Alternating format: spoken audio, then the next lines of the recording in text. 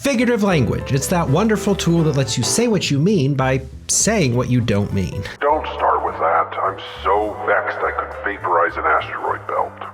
Yeah, see? Thanks, bud, for that lovely example of hyperbole, or figurative exaggeration. Who's exaggerating? Aren't you? Never. I see. Well, either way, figurative language is one of the primary tools in the poet's pile of tools. Most of the time, when we use language, the goal is to really mean what we say, or to use language literally. So you might say, look, an ambulance, and when you say that, you mean, look, an ambulance. Or if you say you're sad or hungry, or that you're wearing a blue hat, all of those could be literally true. Figurative language, however, gets to truth in a different way. You might say, for example, I'm so hungry I could eat a horse, and you could not probably actually eat a horse. The purpose of that figurative language is not to say what's on the menu, but instead to show us how hungry you are. Horses are very big, so your hunger must also be very big, even if it's not literally big enough to contain an actual horse. And there are all kinds of figures, hyperbole, metonymy, personification, but since the Quintillion Institute has already done such a job of documenting and explaining many of them, the goal today will not be to tell you about all the possible types of figurative language. Instead, I thought we'd zoom in on metaphor. And first, that's because metaphor is probably the most common kind of figurative speech that poets use, and secondly, because the ways that metaphor can go right and wrong are typical of the risks and rewards of other types of figurative speech. So if you get good at metaphor, you'll probably have a better time with the other types too. So when we're talking about metaphor, we're talking about a form of figurative language that works a little bit like an equation. To use the old example, when you say, my love is a red, red rose, you do not literally mean that all of your love is embodied in a specific rose. Instead, you mean to say that your love, which is abstract and deeply personal and maybe a little confusing, shares certain important qualities with a red, red rose. Maybe your love is beautiful like a rose. Maybe your love is deep and arresting like the rose's color. Maybe your love is painful, or at least bears the risk of pain like the thorns of a rose. A metaphor is a figurative equation. Love equals rose. And it might feel obvious to say, but the goal really is to use that equation to help us to understand something difficult in terms of something more familiar. And generally, we're pretty happy when scientists do it. I remember, for example, being in a science class and the teacher distributed graham crackers and canned cake frosting and instructed us to make little sandwiches, all with the goal of illustrating something about plate tectonics. Now, of course, the fault lines on the Earth and the fault lines of our graham cracker plates on hydrogenated magma are not exactly the same, but you can learn something about subduction that way. But for some reason, when poets start using metaphors, people lose their minds and act like everything is obscurity and elitism. Now, before we go any further, let's begin with our first cardinal rule of figurative language, quoting from our ever-favorite Ted Kooser. A figure of speech is not just an ornament that a poet attaches to a poem the way people put glass balls on Christmas trees. A metaphor or simile should be used to clarify a poem. So science educators use metaphors all the time to help people understand plate tectonics and mitochondria and the structure of an atom.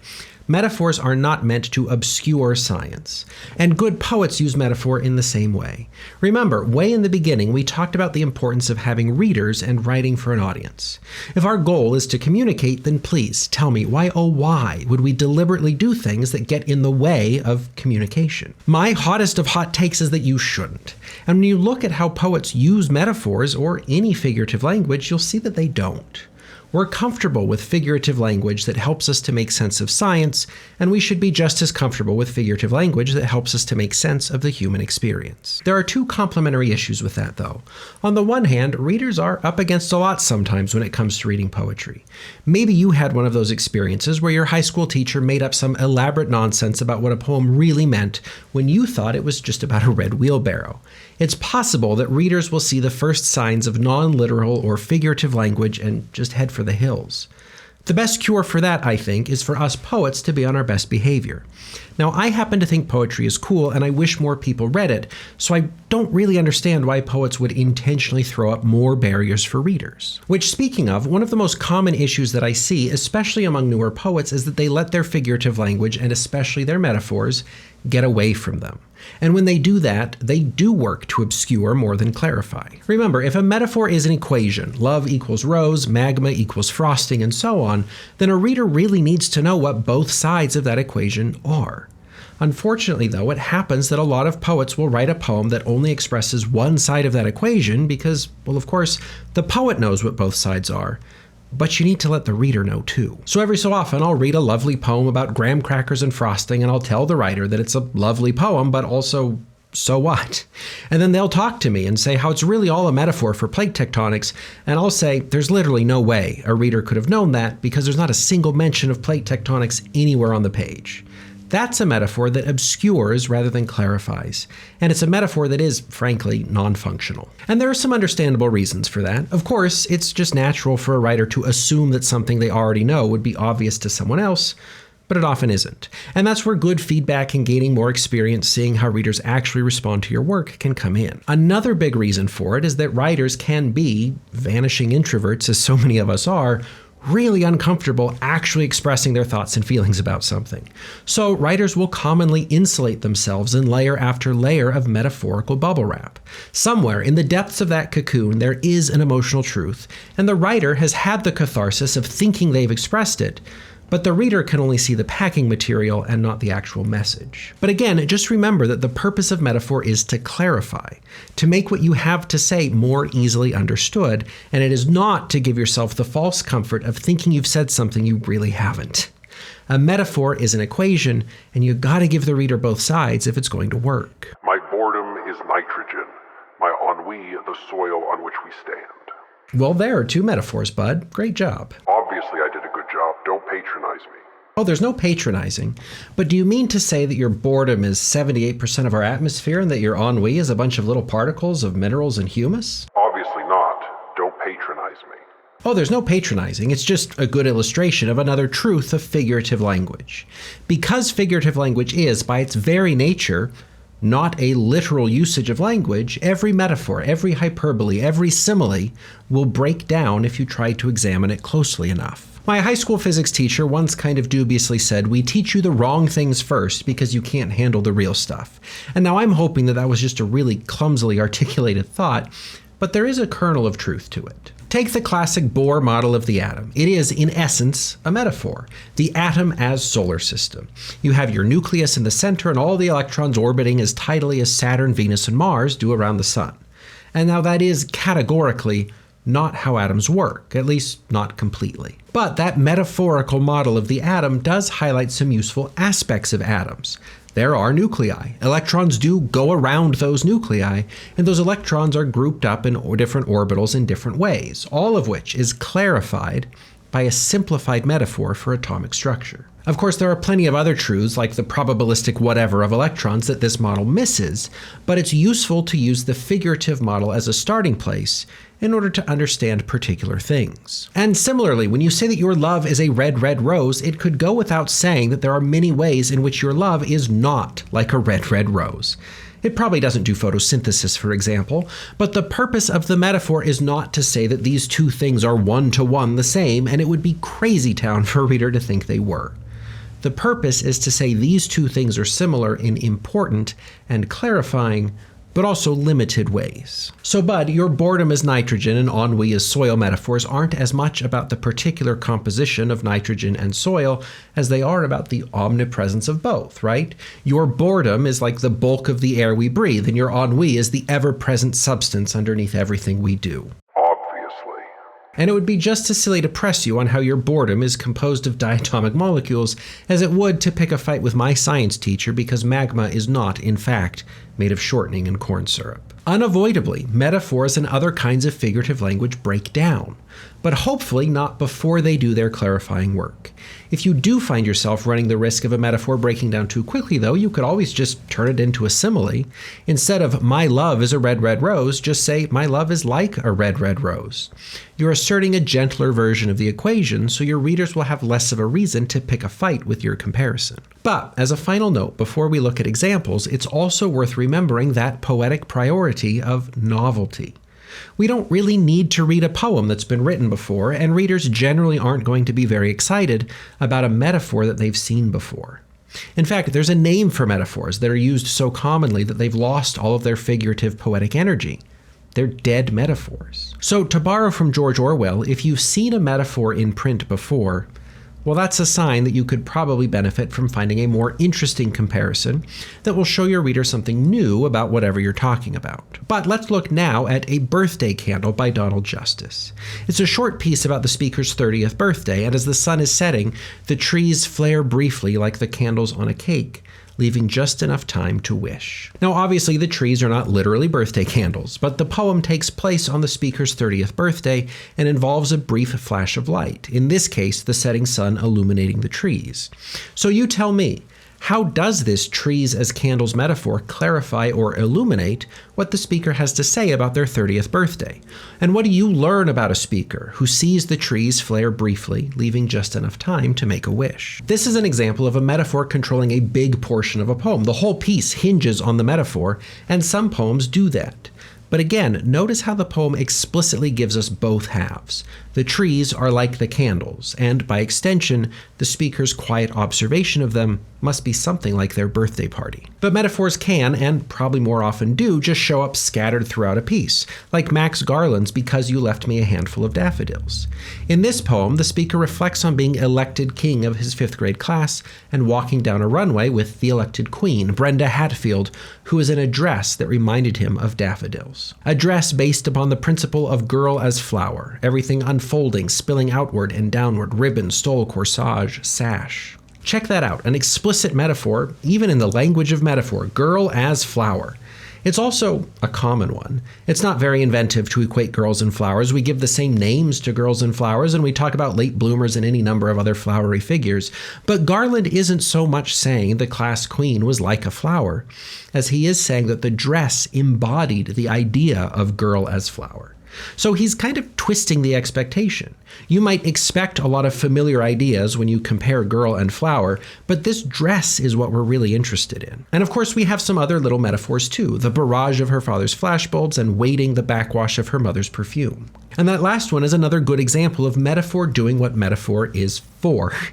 The poet could have gone for literal language. Her mother's perfume was overwhelming, but what do we gain from making it figurative? How does the reader's experience of the image change when it's not just a literal description of the perfume, but instead it shows us the speaker wading through the backwash of it? Now, it seems to me that not just saying what you mean is actually a way to say exactly what you mean more clearly and evocatively. As always, these poems are linked in the description, so please take some time to read them in full and see what you learn about the use of figurative language. There's always more we could say. But there's only so much time in nitrogen. Right, so let's move on to Robert Bly's Gratitude for Old Teachers. In this poem, we have a metaphor that usually actually throws my students for a loop, and kind of understandably. Bly writes about students walking on a frozen lake, going where their teachers never went.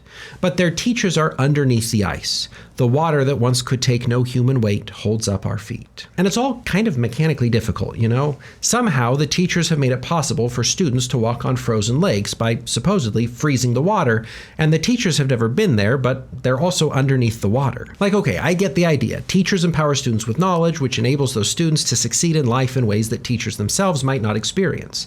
A teacher may always be a teacher, but then teach someone who becomes a great humanitarian or a world-changing scientist. The student only got there because of the teacher, so it's kind of like the teachers are holding up the students, but the teachers aren't present with their students anymore, so it's more like they're beneath the ice. Now, I don't feel bad, and neither should you, if this metaphor strains what you know about ice and about teachers maybe a little too far to be plausible.